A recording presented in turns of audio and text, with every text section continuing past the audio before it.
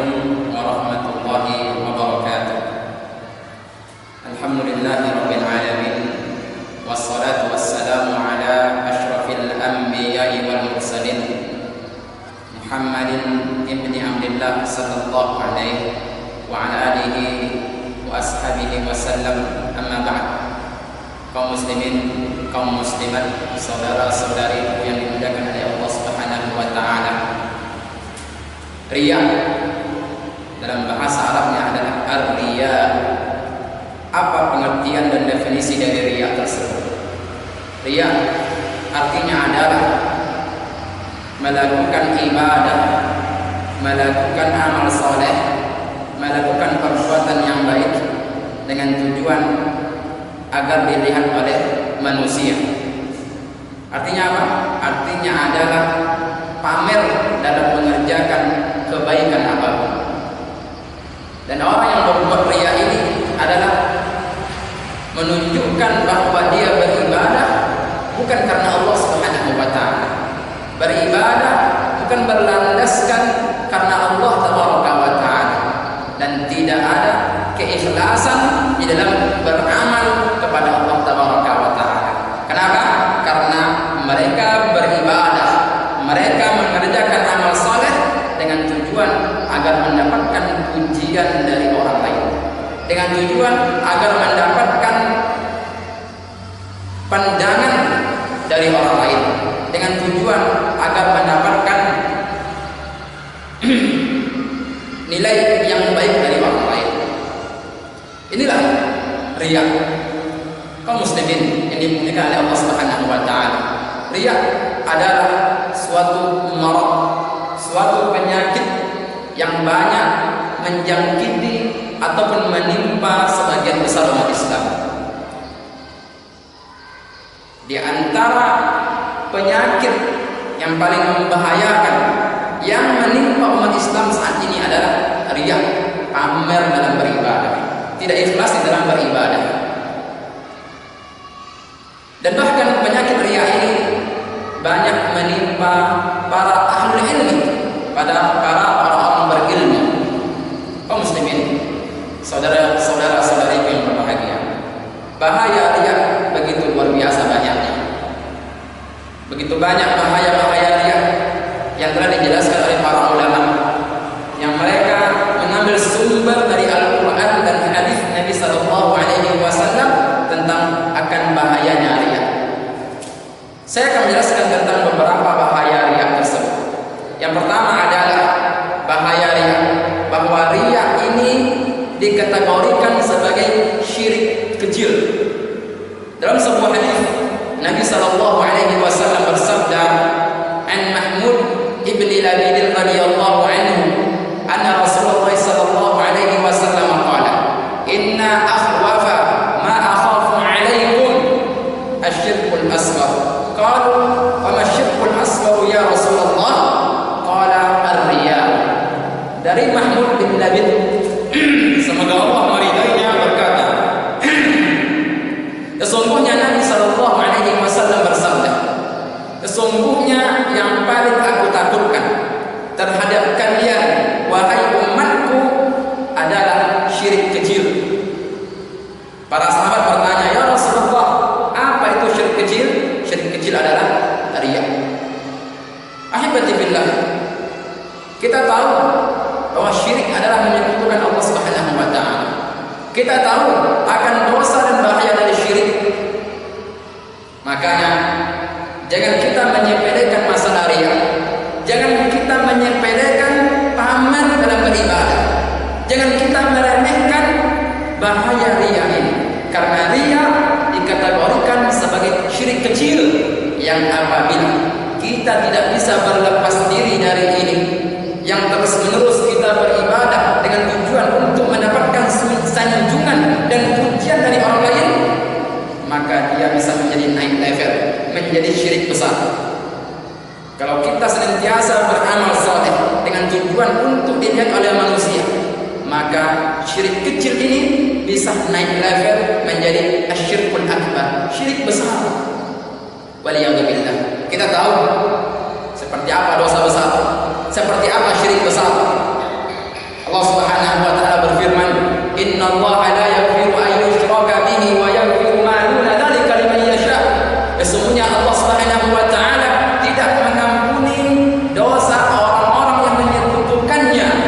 Allah Subhanahu wa taala mengampuni dosa-dosa bagi siapa saja yang Allah kehendaki. Oleh karena itu kaum muslimin, apapun amal soleh yang kita lakukan, maka landaskan, niatkan karena Allah Subhanahu wa taala. Salat yang kita kerjakan karena Allah, puasa yang kita lakukan karena Allah, sedekah yang kita keluarkan karena Allah, senyum yang keluar dari, yang terpancar dari wajah kita ini karena Allah. Jangan sampai ibadah yang kita kerjakan agar mendapatkan pujian dan sanjungan serta pandangan dari manusia. Karena kalau masih seperti itu niat kita karena manusia bukan lillah, maka ini dikategorikan menjadi syirik kecil yang dosanya begitu besar. Ini yang pertama. Yang kedua, bahaya riya. Sebagaimana hadis yang sudah saya bacakan tadi, bahwa riya ini adalah sesuatu yang paling dikhawatirkan oleh Nabi sallallahu alaihi wasallam. Ahibati billah, Rasulullah sallallahu alaihi wasallam merupakan nabi dan rasul yang sangat perhatian dengan umatnya. Makanya dalam hadis yang sudah kita sebutkan tadi, inna akhwafa ma akhafu alaikum asyirkul asghar. Qalu wa ma syirkul asghar ya Rasulullah? Qala ar-riya. Sesungguhnya yang paling aku khawatirkan terhadap kalian wahai umatku adalah syirik kecil, dan syirik kecil itu adalah riya. Nabi sallallahu alaihi wasallam mengatakan ini 1400 tahun yang silam. Karena Nabi tahu akan bahaya dari riya ini, akan dampak dan efek buruk dari riya ini. Dan kita lihat di zaman sekarang, begitu banyak orang-orang yang beramal saleh, beribadah bukan karena Allah Subhanahu wa taala. Makanya Nabi khawatir akan terjadi riya ini, dan rupanya banyak menjangkiti ataupun menimpa umat Islam saat ini. Apalagi sebentar lagi puasa, kita akan memasuki bulan suci Ramadan. Ramadan yang telah berlalu, kita melihat dan menyaksikan sebagian besar umat Islam, mereka begitu semangat beribadah di bulan Ramadan, membaca Al-Quran semangat di bulan Ramadan, hadir salat 5 waktu ke masjid semangat di bulan Ramadan, beramal saleh yang lainnya begitu semangat di bulan Ramadan. Tapi mengapa di luar Ramadan tidak semangat? Bisa jadi unsurnya bukan karena Allah. Ya kita tidak tahu. Saya tidak mengatakan semuanya, tapi ada di antara umat Islam ketika Ramadan semangat, di luar tidak semangat. Ini bisa jadi salah niat dalam beribadah. Bisa jadi niatnya bukan karena Allah Subhanahu wa taala. Makanya riya ini adalah sesuatu yang paling dikhawatirkan oleh Nabi sallallahu alaihi wasallam. Ini yang kedua. Yang ketiga adalah bahaya riya, bahwa ada 3 golongan manusia yang akan dicampakkan oleh Allah Subhanahu wa taala ke dalam api neraka. Dan ketiga golongan ini adalah orang yang berbuat riya, pamer dalam beribadah tidak karena Allah. Dalam sebuah hadis yang artinya lebih kurang, ada 3 golongan manusia yang akan pertama kali dicampakkan oleh Allah Subhanahu wa taala ke dalam api neraka. Yang pertama adalah orang yang mati syahid. Lah, kok bisa Ustaz? Dia akan mati syahid. Ketika ditanyakan kepadanya, "Hai fulan, mengapa kamu ikut berperang?" Apa katanya? "Saya berperang ingin menolong agama Allah. Saya berperang karena Allah."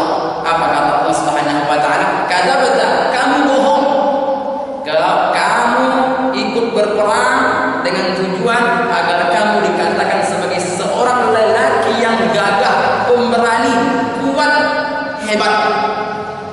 Akhirnya orang ini diseret dan dicampakkan ke dalam api neraka. Kenapa? Karena dia berjihad di jalan Allah bukan karena Allah, tapi karena manusia. Yang kedua adalah orang yang pertama kali akan dicampakkan oleh Allah ke dalam neraka, orang yang berilmu, orang yang menuntut ilmu, orang yang mengajarkan ilmu, dan orang yang membaca Al-Quran. Kok bisa? Dia beramal saleh. Ditanya oleh Allah, "Hai fulan, mengapa kamu menuntut ilmu? Mengapa kamu membaca Al-Quran?" Apa jawabannya? "Saya mengerjakan ini untuk mendapatkan pahala." Apa kata Allah? "Kadzabta, kamu bohong.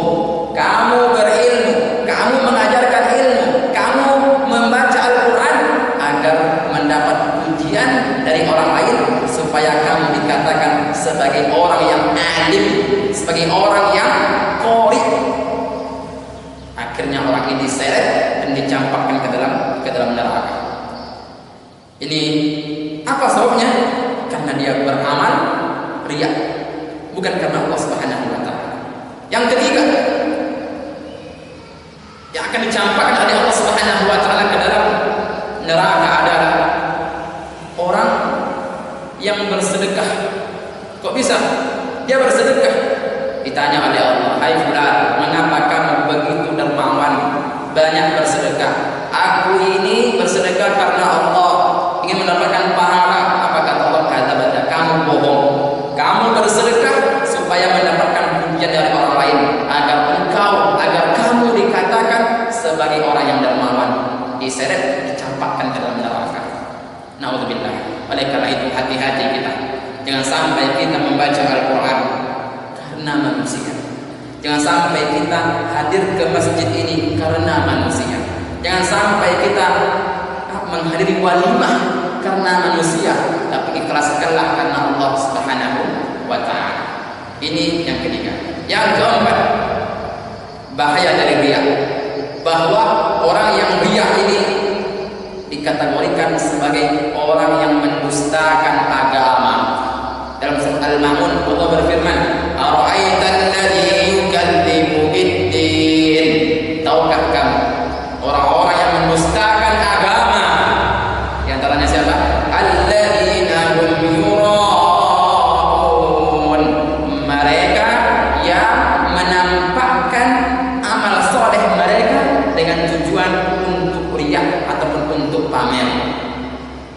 Hati-hati. Kalau sudah dikategorikan sebagai mendustakan agama, berarti kita telah menistakan agama ini. Kita ingat peristiwa yang terjadi di DKI Jakarta, ya, mana ada salah seorang yang menistakan Al-Quran begitu mahal. Seperti itulah, ya, derajat orang-orang yang menistakan agama. Seseorang menistakan Al-Quran kalau dia telah menistakan agama, karena dia beribadah bukan karena Allah. Ini sama derajatnya, sama-sama menistakan agama, ya. Ini yang keempat. Yang kelima, riya dikatakan oleh Nabi Sallallahu Alaihi Wasallam sebagai asyirkul khafi, syirik yang tersembunyi. Jelas, siapa yang tahu hati seseorang? Tidak ada yang tahu. Apakah dia beribadah karena Allah atau karena manusia? Tidak ada yang tahu. Makanya ini syirkul khafi, syirik yang tersembunyi, yang susah untuk dideteksi. Yang tahu pastinya Allah Subhanahu wa taala dan juga dirinya. Yang keenam, bahaya dari riya, bahwa riya ini lebih bahaya ketimbang fitnah Masihid Dajjal. Dalam sebuah hadis Nabi sallallahu alaihi wasallam bersabda, "Ala unabbi'ukum bi akhwafi 'alaikum indi minal Masihid Dajjal." Qulna bala ya Rasulullah. Qala ar-riya. Maukah aku beritahu kalian sesuatu yang begitu lebih bahaya yang akan menimpa kalian ketimbang fitnah Masih ad-Dajjal? Tentu ya Rasulullah. Apa kata Nabi SAW? Berbuat riya. Maka hati-hati kita. Kita tahu tentang seperti apa fitnah Dajjal, begitu luar biasa. Fitnah yang begitu luar biasa. Tetapi riya lebih besar fitnahnya ketimbang fitnah Dajjal tersebut. Yang terakhir, bahaya riya, bahwa sebab lemahnya umat Islam saat ini karena umat Islam banyak beribadah tidak karena Allah Subhanahu wa taala. Dalam sebuah hadis Nabi sallallahu alaihi wasallam bersabda, "Innama yansuru hadhihi ummah bi dha'ifiha bi da'watihim wa salatihim wa ikhlasihim." Sesungguhnya Allah Subhanahu wa taala menolong umat ini karena orang-orang lemah di antara mereka dengan doa-doa mereka, dengan keikhlasan mereka dan dengan salat mereka. Kalau seorang beribadah tidak ikhlas karena Allah, bagaimana Allah akan bantu? Makanya kita lihat hari ini begitu banyak orang yang umroh dengan tujuan yang lain, haji dengan tujuan lain, membeli pakaian dengan tujuan lain. Apalagi saat ini beramal soleh semuanya di-upload di Facebook, di foto, kirim. Allah apa tujuannya? Kalau tujuannya karena Allah baik, tapi yang kita takutkan ketika salah niat, ketika dia mengupload berada di Ka'bah, ketika menuntut ilmu dengan tujuannya supaya mendapatkan pujian orang lain, ini yang menjadi bahaya. Ketahuilah, yang memberikan dosa dan pahala bukan manusia, tetapi yang memberikan dosa dan pahala adalah Allah Subhanahu wa Ta'ala. Oleh karena itu, mulai saat ini apapun amal yang kita lakukan, ikhlaskan niat kita untuk mencari dan mengharap pahala dan ridha Allah Subhanahu wa Ta'ala. Semoga bermanfaat. Wassalamualaikum warahmatullahi wabarakatuh.